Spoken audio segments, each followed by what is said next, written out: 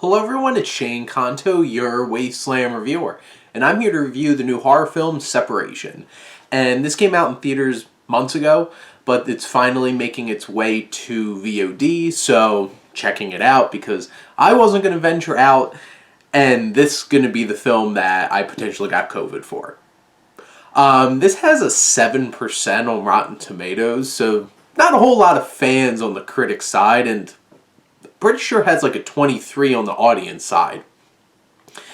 So not a whole lot of fans anywhere.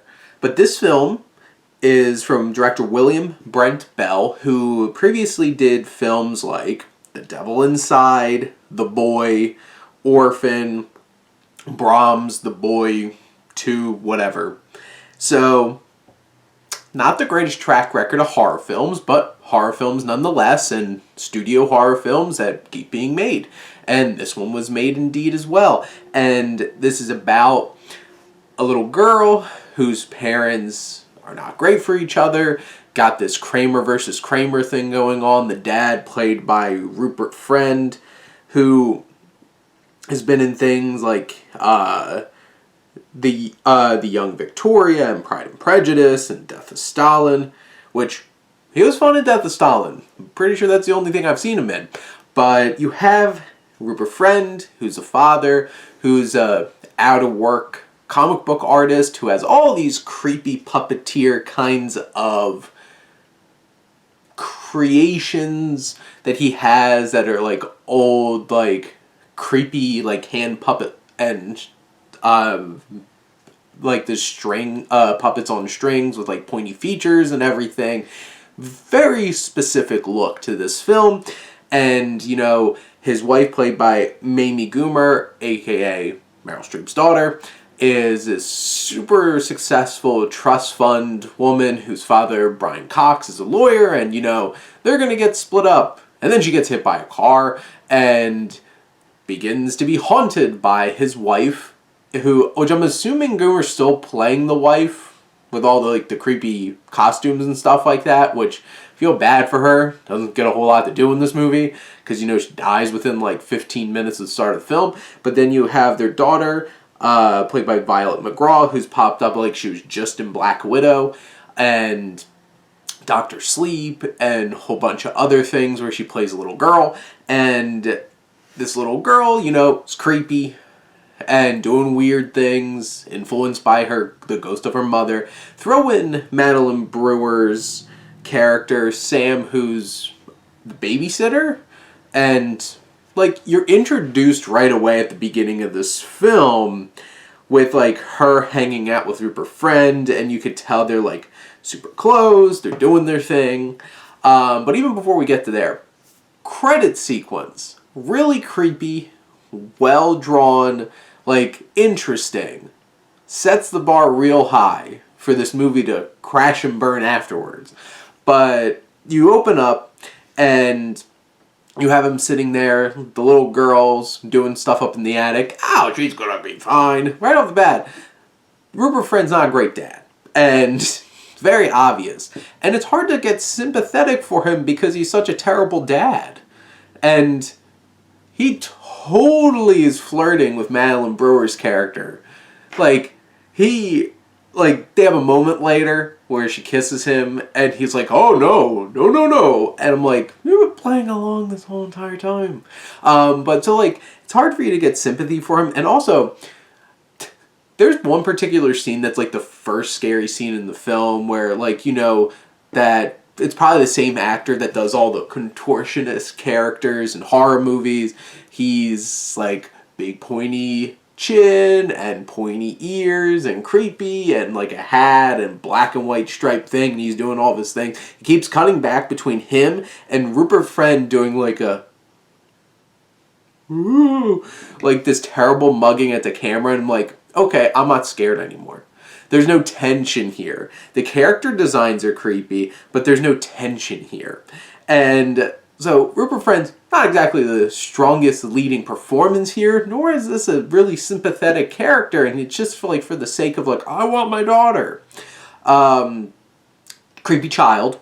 So, cliche, check the box.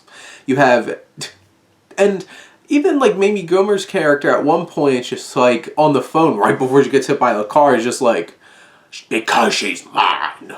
And it's just like, oh, so you're a possessive, super, like, controlling, terrible person too. So both parents suck. And okay, so many people for us to feel bad for in this movie. And then there's a hearing scene where they're trying to lay down all the groundwork for the audience in this really, really clunky expositional dialogue that nobody talks like this. But boy, I feel bad for Brian Cox. Because, you know, Brian Cox deserves so much better than this movie, but he's great in it. You have this cliched, like, Kramer versus Kramer narrative with very few actual scary moments in this film. Like, as somebody who gets scared real easy, this didn't scare me at all. And that's a bad thing. It's a horror movie, and it's trying to scare you. The effects are terrible. Mind you, when she gets hit by this car, it literally looks like her on a green screen with like a New York street behind her. This car looks fake as hell, and then the worst looking pool of blood, CGI blood, starts pouring out of her body. I'm just like, I don't want to laugh at this movie. I'm not going to, but I kind of want to. It's supposed to be this big, shocking moment, which for a second it shocked me, and then I looked at it, and then I'm like, completely took me out of the scene. And like, you have all these creepy designs of these characters, but there's no tension. Like, her look when she's a ghost, this creepy mask, these weird, like, puppet finger, like, creepy. But there's no tension built here, and, like, all the weird, like, background lighting and terrible CGI just doesn't work. And he starts Googling things. Check. There's an expert at work. Some British dude. Like, usually you go, like in a horror movie, you go find some kind of like paranormal expert or something like that. Nope, just some dude at this guy's new job who suggests he takes ayahuasca.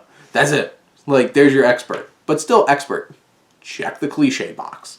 And like, for like 90% of this movie, I'm wondering, why is Madeline Brewer here?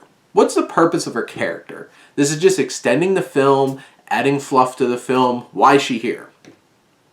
And then the movie has like big twist at the end where it's like, it at that point makes sense, but like at that point, why do I care? And it just turns this movie into like a really cheesy Lifetime like thriller kind of territory with like the most soap opera-y melodrama thrown in here. And like, they alluded to this at one point in the film in terms of comic books of like leaving things open for a sequel. And then this movie had like credits start rolling. It's like a heartfelt ending. Okay, it's fine. Fine ending. A little bit of credits. And then another scene setting up for a sequel. And I'm like... So, by the end of Separation, I was just sitting like, how many cliches could they throw in here? And not scare me.